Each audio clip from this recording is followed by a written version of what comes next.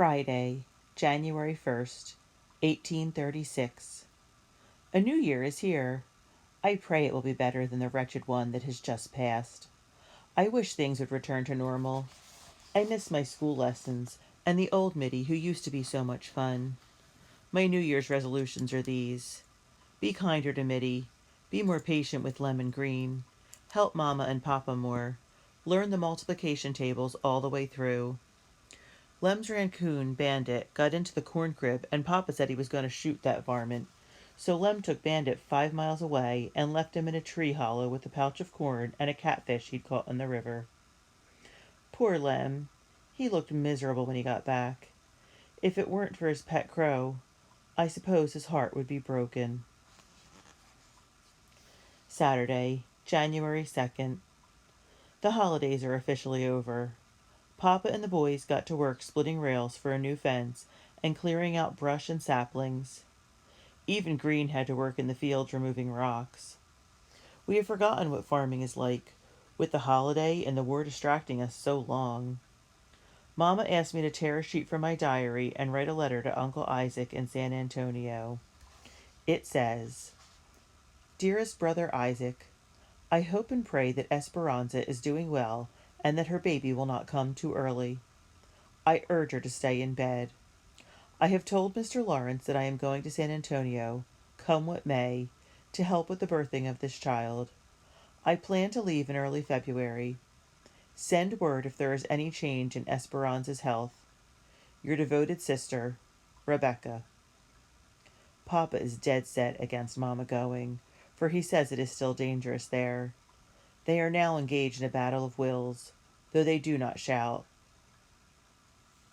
Sunday, January 3rd. Walked to Mitty's house, but she feels too poorly to talk. Every conversation on the street I overheard says there will be more war this spring. Tuesday, January 5th. I heard a noise at my window at daybreak and looked out a crack in the shutters. I saw a gray face with a black mask. Bandit is back! Lem was so happy to see the furry critter he cried. Papa got a case of soft-heartedness and told Lem he could keep the raccoon as long as it stayed out of the corn crib. Lem spent all day building a raccoon-proof crib. All the while Lem worked, that crazy coon climbed over his back and played with his hat. Then the crow landed on his shoulder. Lem looked like a forest king. He swears the crow can talk. It's supposed to be saying, "Let's go fishing," but it sounds like gibberish to me. Wednesday, January 6th. 2 neighbors came over and sat on the front porch with Papa and Willis. They whittled sticks and talked about war and politics. One man said he was moving his family back to the States until the war blows over. Says he, "I've got no business fighting in a war. Why, I've got a wife and 6 little children. What would they do if I got killed?" Willis stood up suddenly and says right to the man's face, "Well, if something ain't worth fighting and dying for, then I say it ain't worth having." He stomped off. Papa says, "Was I ever that young?" The neighbor says, "If wars were left up to old codgers like me and you, Aaron, I reckon enemies would be put out of business." I hope Papa is not planning on moving. I cannot bear to think of leaving my beautiful Texas. Wednesday, January 13th. Nothing happened all week. Just rain and chores. Folks say David Crockett is in East Texas and headed this way. Lem is very excited at the prospect of meeting his hero. I suppose they do have some things in common, both loving the woods and critters, but I don't think old Davy would hesitate killing a hog. Saturday, January 16th. Visited Mitty today. Since the sad news of her father's death, she doesn't talk much anymore. Mrs. Rowe is thinking of moving back to Missouri, as she is a widow now. I cannot bear the thought of losing them. At the store, we overheard a scout say that the citizens of San Antonio are starting to leave because they believe there is going to be a big battle there. Rumor has it that Santa Anna is on his way from Mexico with thousands of soldiers. Mitty's face turned white, then she ran home. When I told Mama, she didn't say much, but I know she is thinking about Uncle Isaac and that little baby who will be born soon. Sunday, January 17th. The Rose didn't come over today. It doesn't seem like the Sabbath at all. Monday, January 18th. Washed clothes, though it was drizzly, and had to hang them up inside the house to dry. I've never seen so much confusion around town. Everyone is hearing conflicting stories. Scouts carrying messages keep coming and going through town. One said General Sam Houston ordered James Bowie to blow up the Alamo in San Antonio and have the men retreat here to Gonzales. Other rumors said Houston is not in charge. Nobody knows which end is up. Tuesday, January 19th. Rumors, rumors, rumors. I am so sick of rumors. The most frightening one is that General Santa Anna is already in northern Mexico. But Papa says that Santa Anna would have to be insane to march an army across the Mexican desert and mountains in the dead of winter with no food for the wagon train mules and cavalry horses. The weather is getting colder, and those soldiers and pack animals would surely freeze to death. Wednesday, January 20th. It was too cold to go outside long. When I milked the cow, steam shot up from the milk pail, and my fingers felt numb from the cold. The cow slapped my face with her tail. I had to tie it to the post with a piece of rope. Thursday, January 21st. After chores, I walked to town, though it was bitter cold. I saw Mitty in front of the Dickinson house, shivering and looking all forlorn. I wish the Dickinsons hadn't left, Mitty said. You know, Susanna didn't even say goodbye to us. Though the Dickinsons left back in December, Mitty pouted and began to sniff, saying she'd never see Susanna and Angelina again. I patted her shoulder and reassured her that all would be well. I am worried about her, though. Ever since she got word about her pa, every little thing gets her all upset, and her mind seems to wander. Being around her is like walking on eggshells. I must think of something to cheer her up. Friday, January 22nd. I traded my Spanish candle to Mrs. McCoy for an old copy of Ladies' Magazine. When I gave the magazine to Mitty, she hugged my neck and squeezed my hand. Though the fashion sketches are old, Mitty studied them like they were the latest style in Philadelphia or New York City. It was so good to see her smile again and forget her troubles for a little while. I hope Willis forgives me for trading off his pretty candle.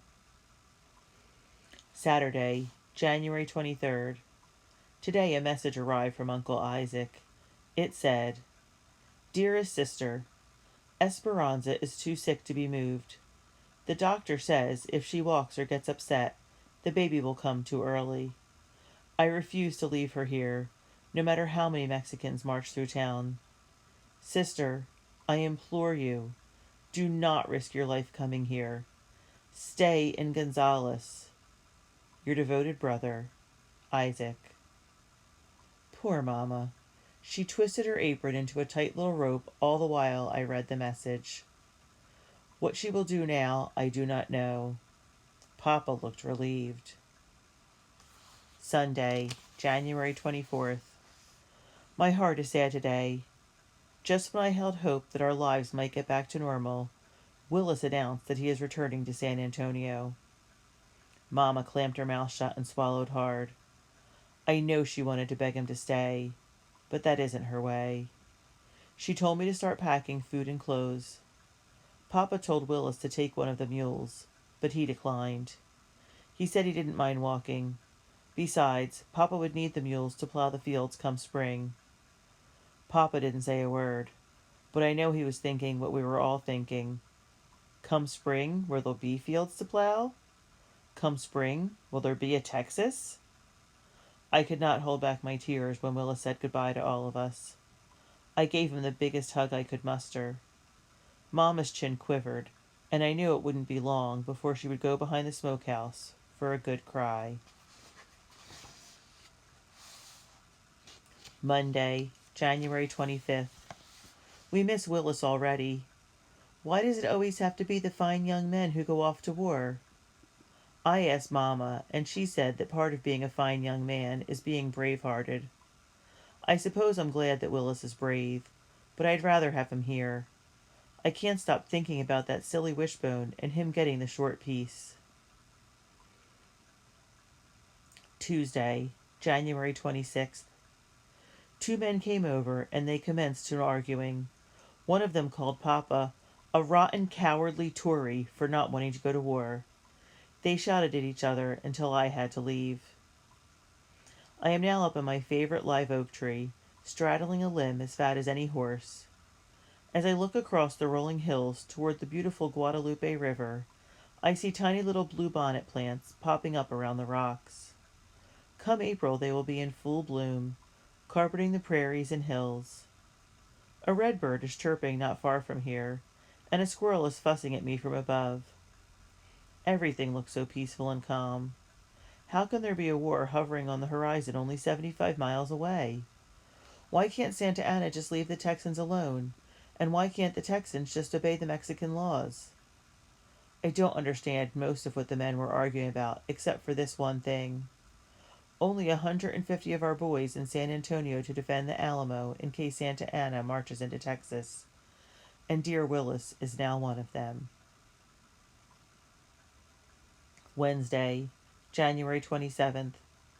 I am on my last pencil. The other two wore down to tiny stubs. I do not know what I will do when this one is gone. Ink is as scarce around here as paper. We heard that David Crockett was seen at Washington on the Brazos last Saturday. Now Lemuel is at the road all day long, keeping watch. Thursday, January 28th. Papa shot a wild beef. The meat was stringy and tough, so Mama sliced it paper thin and put the strips over a low fire to dry into jerky. There was tallow in the cow, so Mama made candles. While she melted down the tallow, I cut some cane stalks into long pieces. Mama poured the liquid into the hollow stalks, while I held the cotton cords that served as wicks. I made a little Betty lamp by sticking a cotton cord in a gourd, filled it halfway with sand, then poured oil over the top. It serves as a cheap lantern. Friday, January 29th. Green knocked over my Betty lamp and burned a hole in his quilt. Mama chased him with a hickory stick, but he got away. Lord, deliver me from that boy. Saturday, January 30th. Mama's in a powerful foul mood. I can't do anything right anymore. Neither can Green or Lem. At least they're boys and can sneak off somewhere and pretend to be working in the fields or the woods. I have to work next to Mama all day. I have not seen Minnie in days. Have given up on getting lessons. Sunday, January 31st. I woke up to the sound of Mama and Papa arguing, a very rare occurrence. Mama was packing the big trunk. Papa was sitting on the side of the bed, looking miserable. Green and Lem woke up and came to the room, looking confused. "Put your shoes on, children," Mama said. I knew she was serious then. We never wear shoes unless for an important occasion. "What's wrong?" I asked. "Mrs. Lawrence has decided to go to San Antonio," Papa said. "Neither tornado nor hurricane can stop her once her mind is made up. Do as she says." Green and I leaped for joy and rushed to get on our shoes. But Lemuel dashed his fist against his leg and said, "Aw, Mama, you know Davy Crockett is due any time. Now, I'll miss meeting him." Papa told him not to worry about old Davy and to hitch up the wagon. We loaded everything we might need, including the quilts, cornmeal, pork, an iron skillet, and an iron kettle. I wasn't sure if Papa was coming until the last minute when he climbed aboard and took the reins. I don't think Mama knew if he was coming until then either. She sat there, her back rigid, her split bonnet shading her eyes as she stared straight ahead.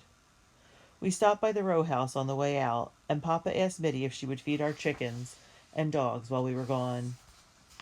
Mrs. Rowe shook her head and said, "Aaron and Rebecca, I hope you know what you're doing." Mitty bawled her eyes out and said she knew she would never see us alive again, 'cause of Santa Anna. I laughed, but my heart was pounding like a drum.